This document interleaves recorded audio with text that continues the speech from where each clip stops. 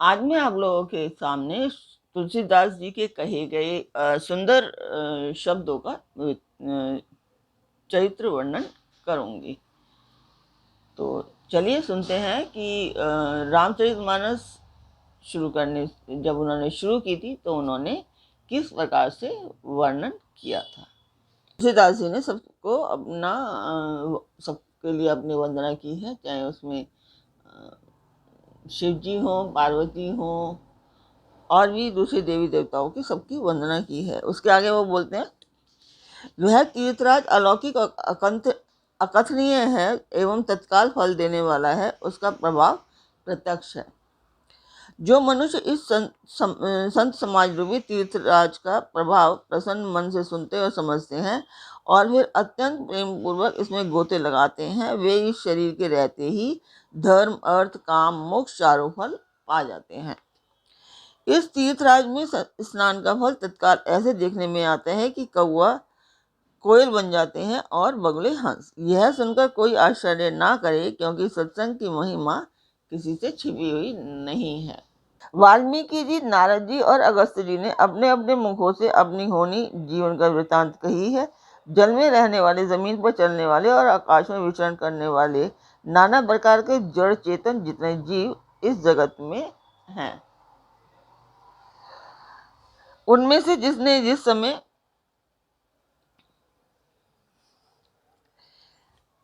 जहाँ कहीं भी जिस किसी यत्न से बुद्धि, कीर्ति, सदगति, विभूति, ऐश्वर्य और भलाई पाई है, सो सब सत्संग का ही प्रभाव समझना चाहिए। वेदों में और लोक में इनकी प्राप्ति का कोई दूसरा उपाय नहीं है। सत्संग के बिना विवेक नहीं होता और श्री राम जी की कृपा के बिना वह सत्संग सहज में मिलता नहीं। सत्संगति आनंद और कल्याण की जड़ है। सत्संग की सिद्धि प्राप्ति ही फल है और सब साधन तो फूल है।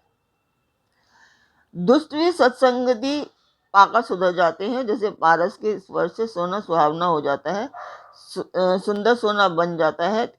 किंतु देवयोग से यदि कभी सज्जन कुसंगति में पड़ जाते हैं तो वे वहां भी सांप की मणि के समान अपने गुणों का ही अनुसरण करते हैं। अर्थात जिस प्रकार सांप का संसर्ग पाकर भी मणि उसके विष को ग्रहण नहीं करती तथा अपने सहज गुण प्रकाश को नहीं छोड़ती, उसी प्रकार साधु पुरुष दुष्टों के संग में रहकर भी दूसरों को प्रकाश ही देते हैं। दुष्टों का उन पर कोई प्रभाव नहीं पड़ता।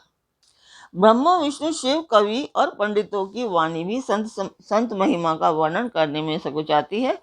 वह मुझसे किस प्रकार नहीं कही जाती, जैसे साग तरकारी बेचने वाले से मनियों के गुण समूह नहीं कहे जा सकते।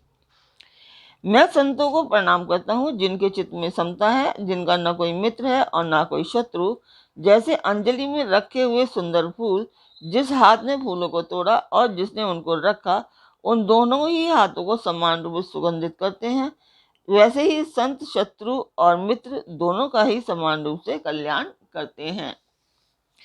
संत सरल हृदय और जगत के हितकारी होते हैं।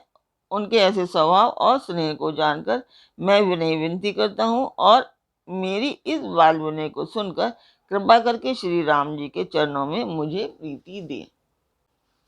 नमस्कार व्यूअर्स, और आप सब लोग कैसे हैं? आशा करती हूँ आप सब लोग अच्छे होंगे, स्वस्थ होंगे और मेरा रामचरितमानस का पाठ अवश्य देखते होंगे। तो सबसे पहले हम जानेंगे कि कल तक हमने कहाँ तक पढ़ा था। कल तक था कि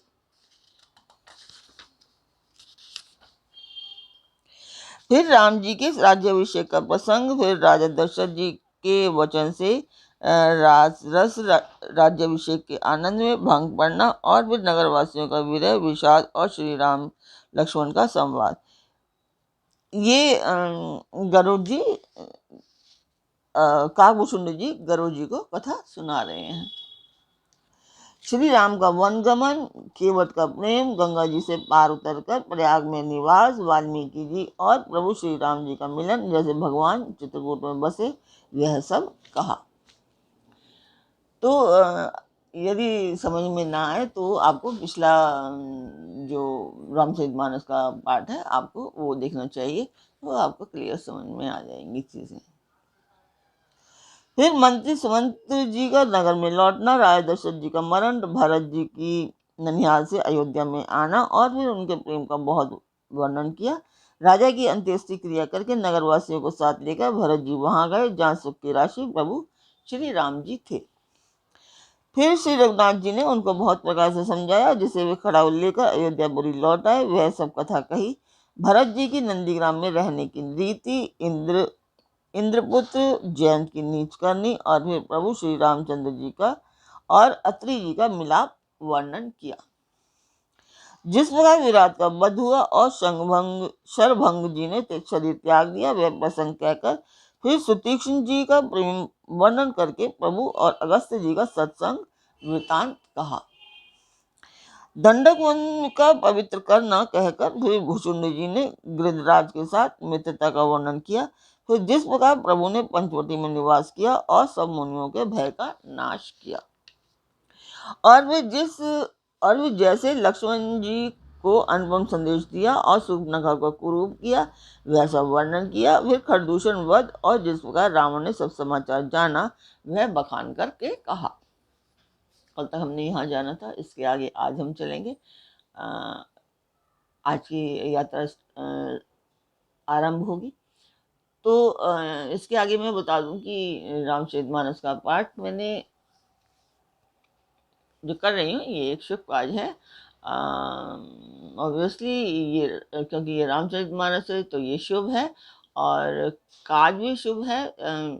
मंदिर के लिए है तो ये काज भी शुभ है। तो इसमें मैं आज आप लोगों का सहयोग चाहती हूँ कि आप लोग इसमें सब्सक्राइब करें, मेरे चैनल को सब्सक्राइब करें, लाइक करें और शेयर करें। आपको पसंद आता है तो लाइक भी करें और ज़्यादा से ज़्यादा प्यार दें मेरे चैनल को। तो मैं पाठ पढ़ रही हूँ, बहुत ही शिद्दत के साथ पढ़ रही हूँ, तो उस मंदिर की मैं वीडियो डालती हूँ, आप लोग देखें।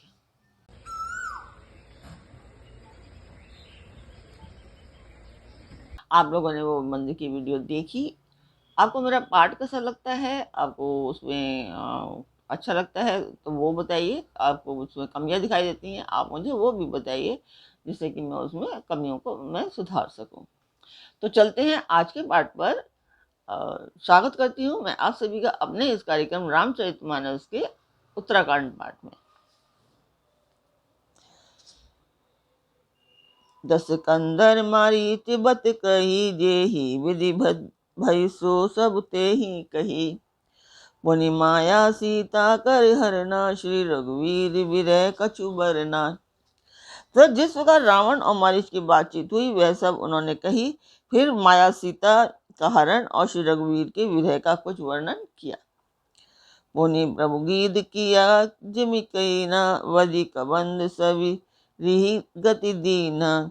बहुरी विरह बरनत रघुवीरा, जेई विधि गए सरोवर तीरा।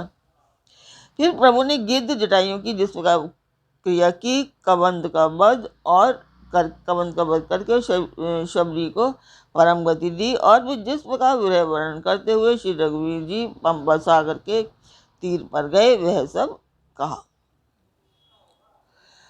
प्रभु नारद संवाद कही, मारुति मिलन प्रसंग। पुनि सुग्रीव मिताई वाली, प्राण कर भंग।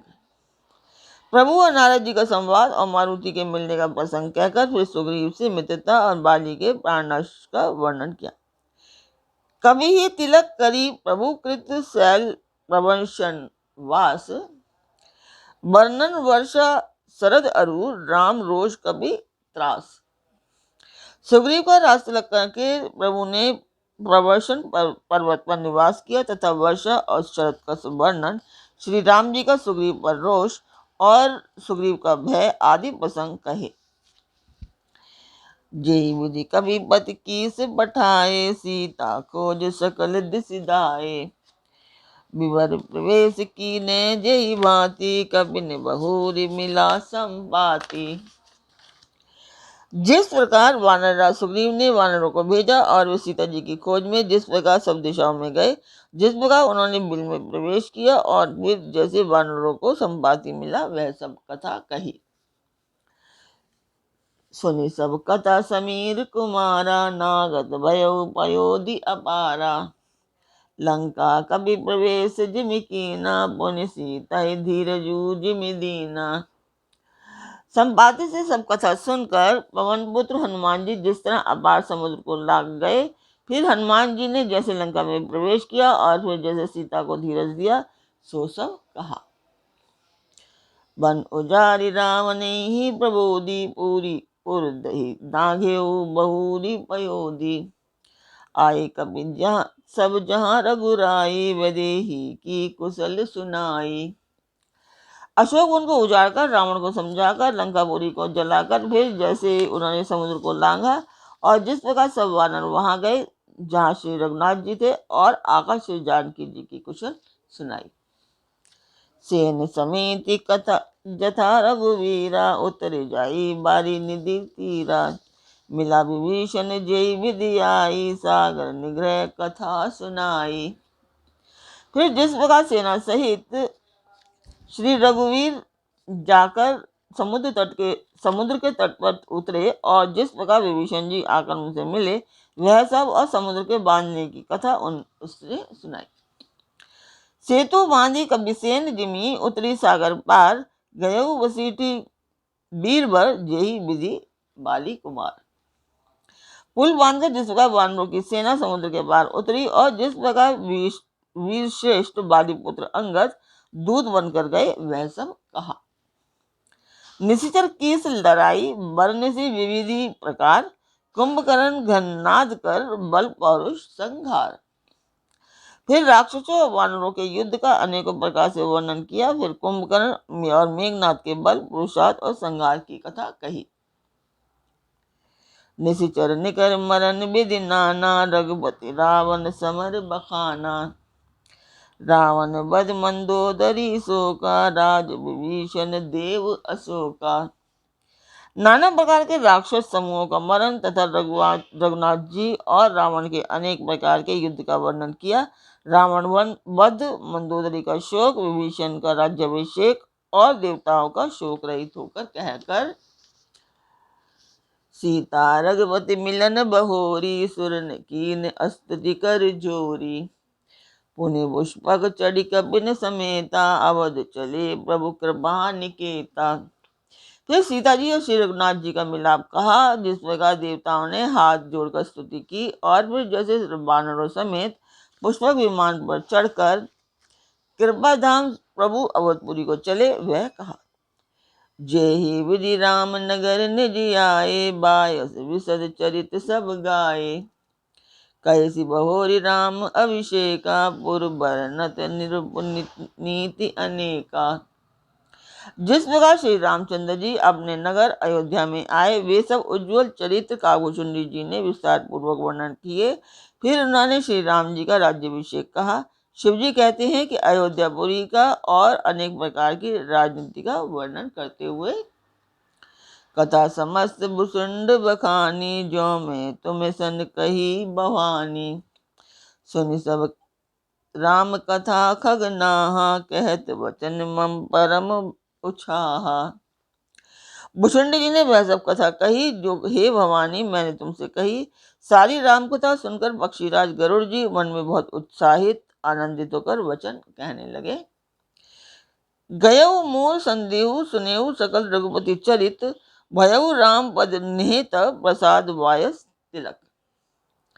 श्री रघुनाथ जी के सब चरित्र मैंने सुने, जिससे मेरा संदेह जाता रहा। हे काक शिरोमणि, आपके अनुग्रह से श्री राम जी के चरणों में मेरा प्रेम हो गया। मोहि भयऊ अति मोह, प्रभु बंधन रन महु निरखी।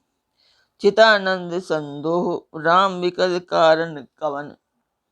युद्ध में प्रभु का नागपाश से बंधन देखकर मुझे अत्यंत मोह हो गया था कि श्री राम जी तो सच्चिदानंद घन है, वे किस प्रकार व्याकुल हैं।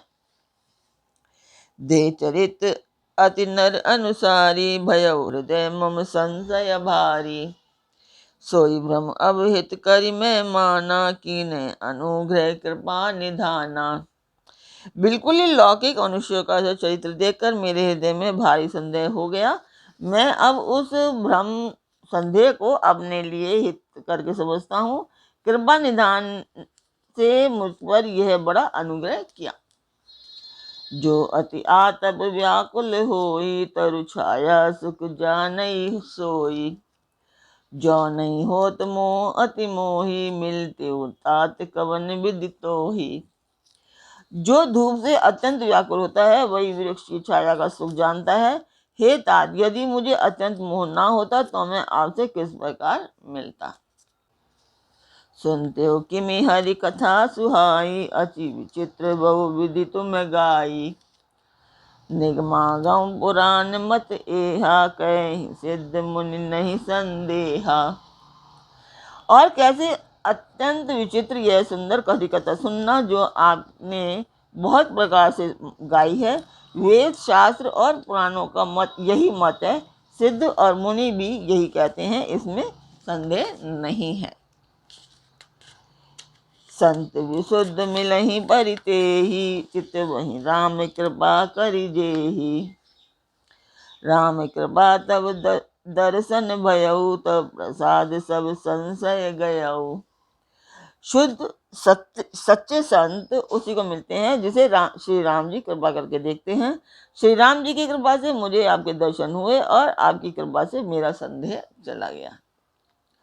सुनी विहंगपति बाने सहित विनय अनुराग, पुलक गात लोचन सजल मन, हर्षेऊ अति काग।